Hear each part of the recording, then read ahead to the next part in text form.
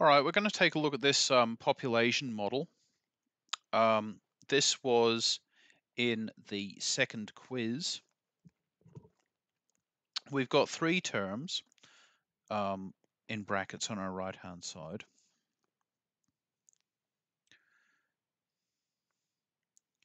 This one, that one, and I'm going to group these two together like so, right? So the black brace represents our normal logistic equation. The yellow brace represents resource limited growth, right? So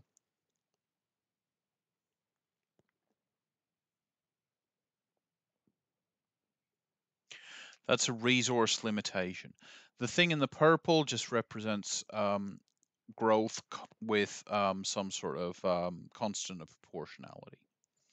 We've seen that in lectures. This term, however, we haven't seen. This term is called the Lee effect, and it represents, if you like, some sort of cooperation in our population. So think of herds or shoals of fish or schools of fish that move collectively to avoid predators.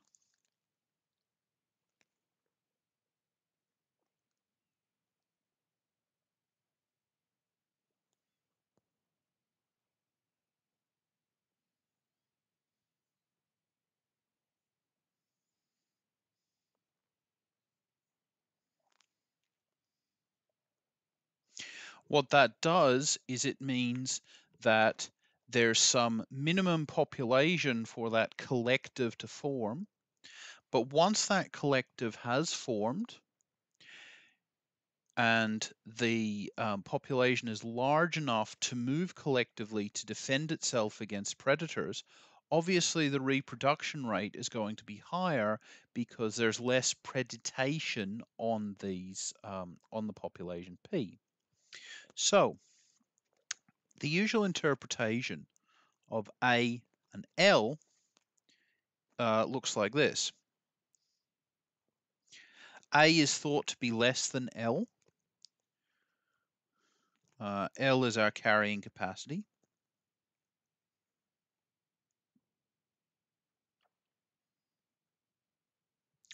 Whereas A is our minimum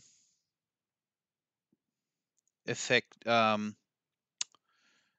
population size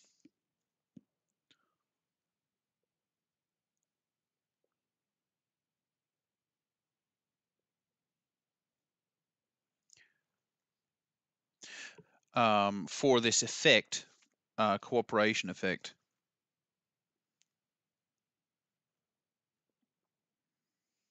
To be effective. Okay, so that's generally how this problem's set up.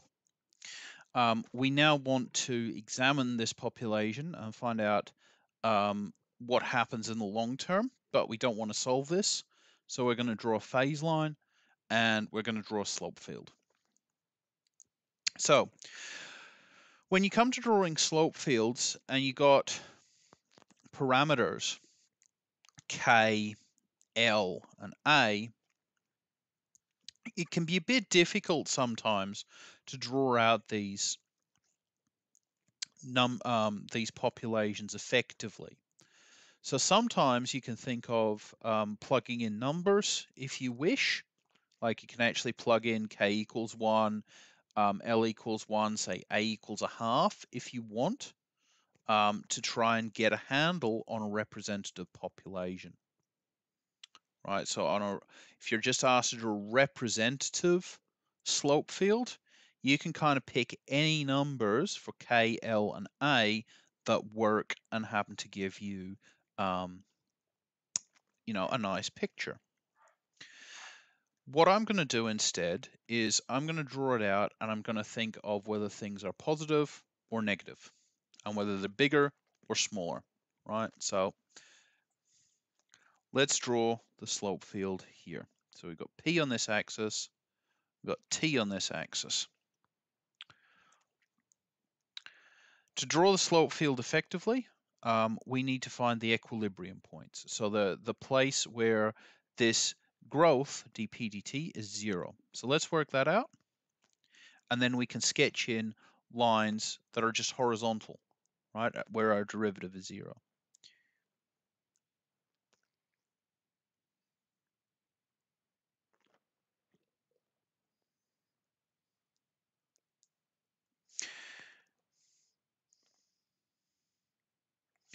So we have this expression when we set it to 0, and this is a nicely factored problem. Got one factor here, got another factor here, we've got our final factor here. Our purple factor, well, if p is equal to 0, that sends this entire left-hand side to 0. So p equals 0 is an equilibrium point, no matter what these other two terms are doing. Now, if I look at sending this yellow term to 0, well, if 1 minus p on L equals 0, doesn't take much rearranging to find that p is equal to L in that case. This one that should have been red.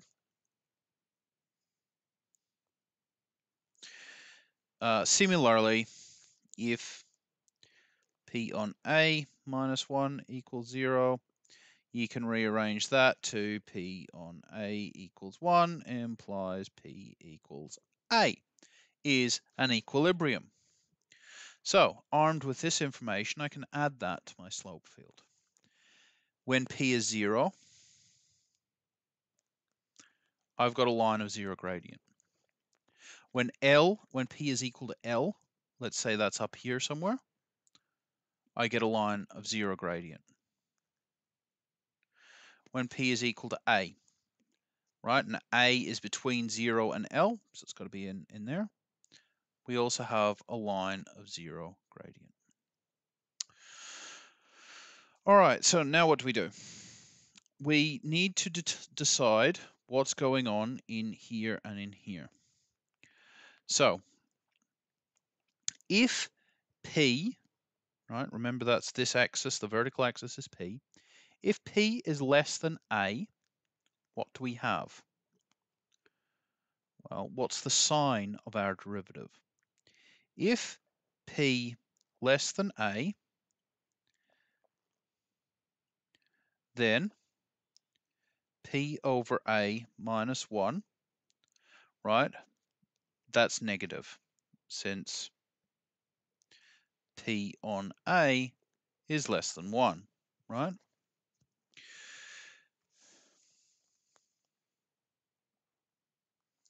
If P is less than A, P is less than L, right? By this, obviously.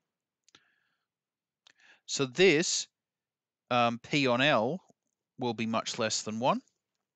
So this term will be positive. P is also greater than 0, so we know that K times P is always greater than 0.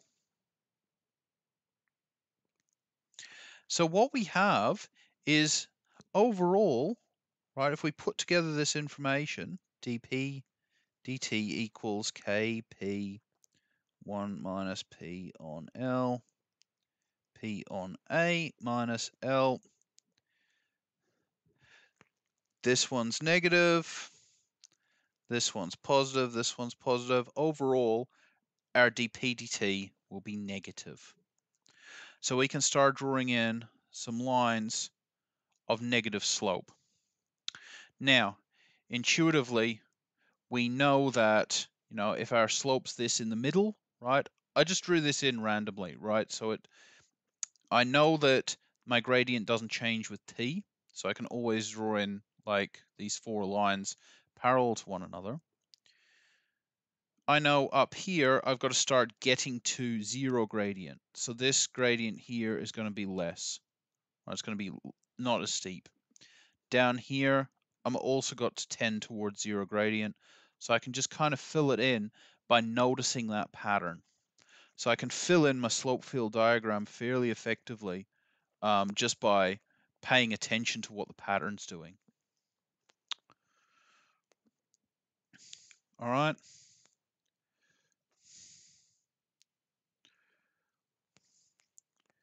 If P greater than L, right, we can work through the same reasoning. P over A. A is between 0 and L. So if P is greater than A, then P is definitely, if P is greater than L, P is greater than A. So this term will be positive. If P is greater than L, then this term will be negative. P is always positive, so K, P is still always positive. And again, we've got this situation where we're going to have negative gradient. So dP dt over all equals, we've got a positive number, a negative number, and we've got a positive number as well. Right, so again, I can draw in some sort of downward sloping lines. Again, I'm not too fussed what the actual slope is. I just know it's negative, and that's actually good enough for this sketch because I don't know my values of A or my value of L or my value of little k, so I can't draw these gradients accurately. I do, however, know that if I'm up here with some sort of steep gradient, as I move down in P, as my P approaches L, my gradient's got to get closer to 0, right? This has got to smoothly transition. It's a continuous function. It's just a polynomial. So I know that it's going to go continuously to 0 like that. My last task is to figure out what's going on in the middle.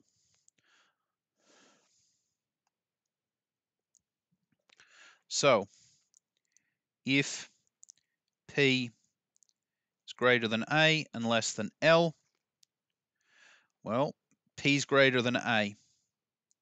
So this term is positive. P is less than L. So when I have P less than L, P divided by L is less than 1, and this term is positive as well.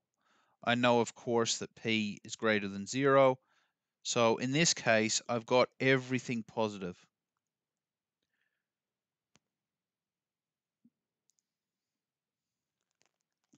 Right, so 3 positives is going to make a positive, and I can draw in positive gradient in here. So again, I'm just jumping to the middle of this sort of region, and I'm drawing a positive slope. As I get closer to P equals A, I've got to get closer to this line of zeros. So as I get closer to that, right, and what's going on if I wanted to know, as my P gets closer to A, this entire term gets closer to 0. So my overall gradient gets close to 0. Irrespective of what the value of A happens to be, right? Just if I'm near A, this term is near 0, so I can draw a fairly flat line, right? An almost horizontal line. I just need to know whether the term's positive or negative. Similarly, as P approaches L, this term will tend to 0, but it's tending to 0 with a positive gradient here, so I can draw positive sloped lines that get closer to 0 like that. So that's my slope field, drawn with very little information, other than knowing things are positive and things are negative. We can now draw a slope field, our phase line. We can either draw our phase line based on information here. Well, the gradient's positive here. Gradient's negative here.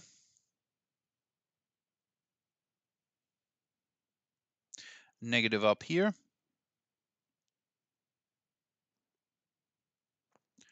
And we can use that information to complete our slope field drawing, our phase line drawing.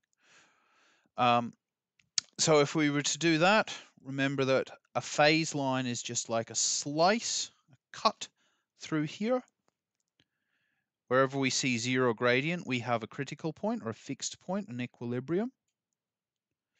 So there are our equilibria. The gradient is negative here, so our solutions tend downwards. Look at the way that these slopes are going. So that's the way that our arrows are going to go. Here the gradient's positive, so we're heading upwards. And that's the way we're going to draw the arrows this way. Similarly, our gradient's pointing down. So we can see that this, having arrows converging upon it, is a stable fixed point. A is an unstable fixed point, and 0 is a stable fixed point.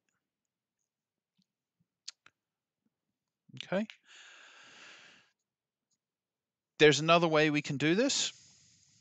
The alternative way of drawing the slope field, the phase line.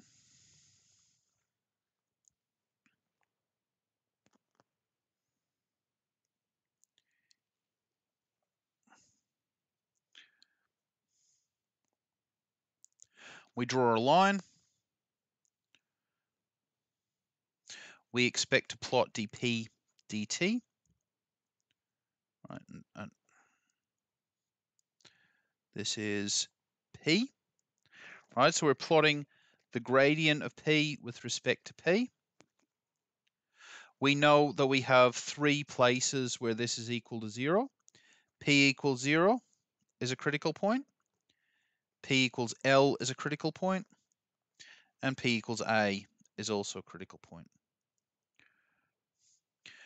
Right, so this is where this dp dt is 0. This is a cubic, right? So cubics sort of look like sideways S shapes.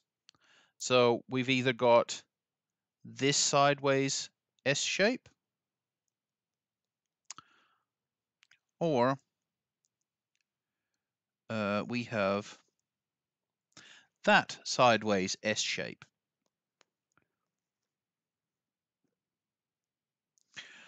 To figure out which one we've got, let's just simply consider the sign of our derivative. And I only need to do one of them, right? Because it's going to fix all the others. So let's look at P less than A. P less than A.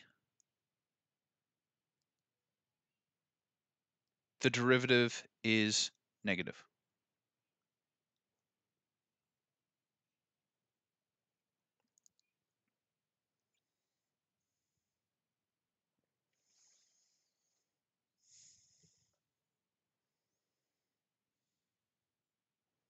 So P is less than A but greater than 0. We've got this shape of curve.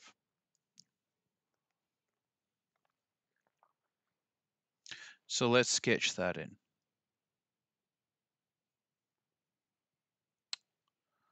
Not doing so well at my sketch is pretty shitty. But it's that. So now we're in a position to draw our arrows. We've got negative derivative here, positive derivative here, negative derivative here. Again, we could have deduced that from all our calculations on the slope field. But we draw arrows from right to left when we have negative derivative. And when our dp dt is positive, we draw arrows left to right. So that's our phase line. We don't need to show all of the construction, all of the junk, if you like. The only thing we're interested in when we say phase line, right, and it's very bad practice to draw the arrow at the end because it's confusing, obviously. That's why I just omitted it.